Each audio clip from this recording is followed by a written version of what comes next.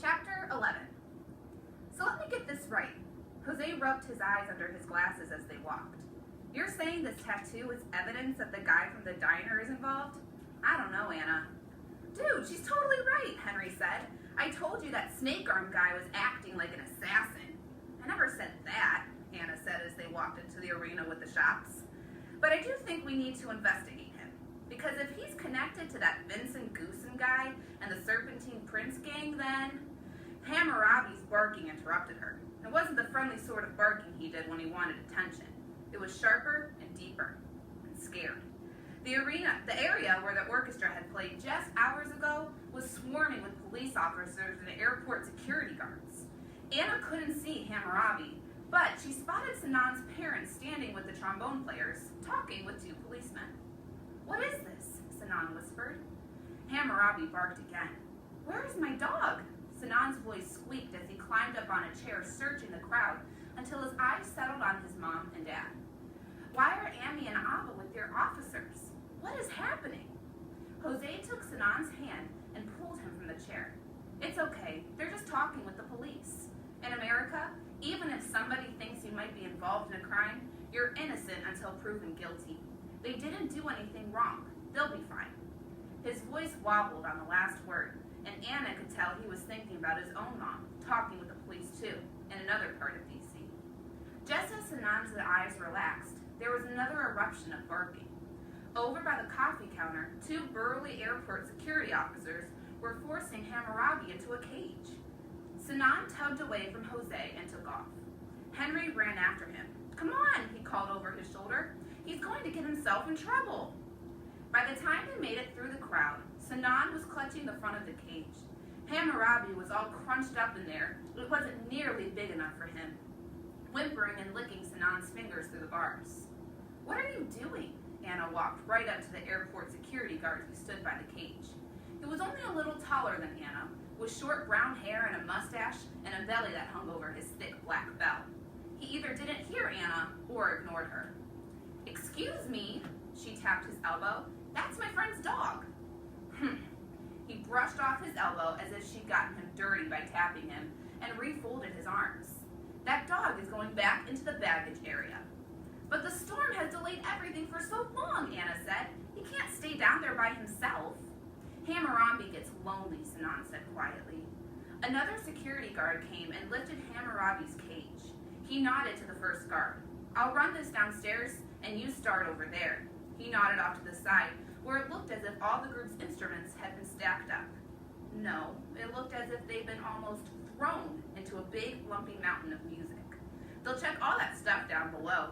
The rest of this group's big baggage, a few bigger pieces, I guess, is buried too deep in the suitcases to bring it out now, but they'll go through that when the plane gets to Vermont. If there's enough evidence for arrests, the authorities there will be ready. Hammurabi's nails scratched widely at the bottom of the cage as the man bounced him down the hall. They disappeared behind a door that said, Authorized personnel only. Sinan's eyes pooled with tears. Anna bit her lip. Jose patted Sinan's shoulder.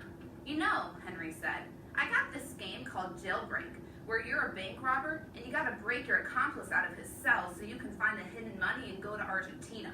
We could sneak into the baggage claim and bust Hammurabi out of there and then get on a plane to, I don't know, Mexico or someplace.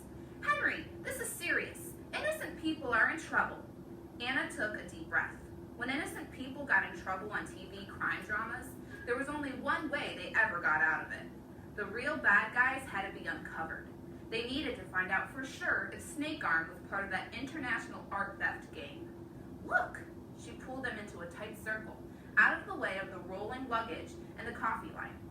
It's late and there's no way our plane is getting out tonight anyway, so here's what I think we should do. We take Sinan to his parents and head back to B-16, so our parents, she looked at Henry, and your flight attendant lady don't freak out. We try to sleep, and in the morning we head straight to Pickersgill Diner. Maybe Snake Arm will be back for the breakfast rush, and we can see what he's up to. If we stay on his tail long enough, he might lead us to the flag.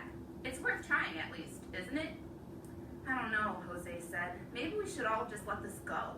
I know my mom didn't have anything to do with the flag's disappearance. He looked at Sinan. And I know your parents didn't either. If we let let the police and everybody figure that out on their own? Won't it all blow over without us getting involved? Dude, Henry looked at Jose incredulously.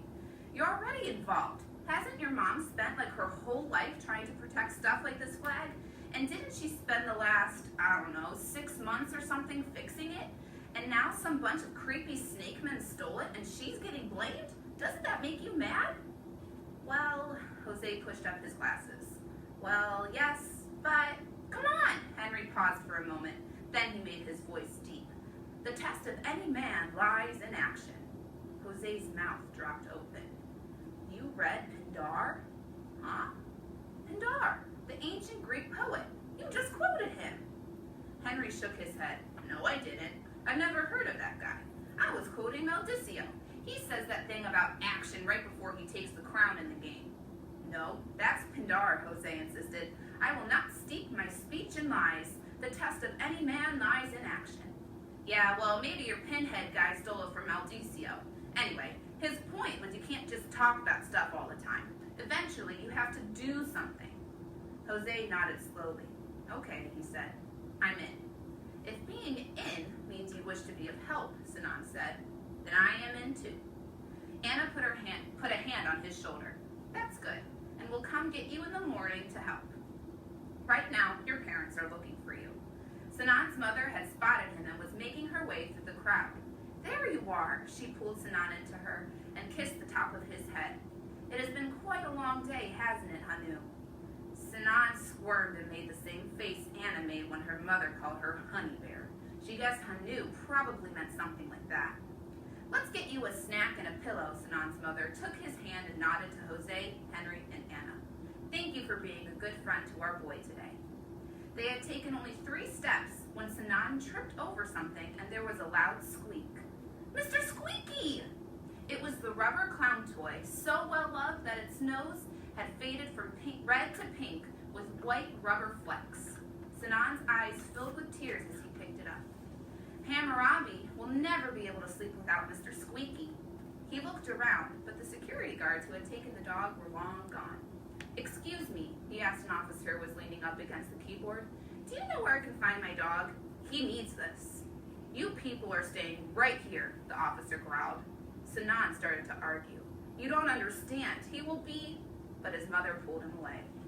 Oh my, Sinan. Hammurabi is named for a brave king. He will be all right, and he will have his Mr. Squeaky back tomorrow.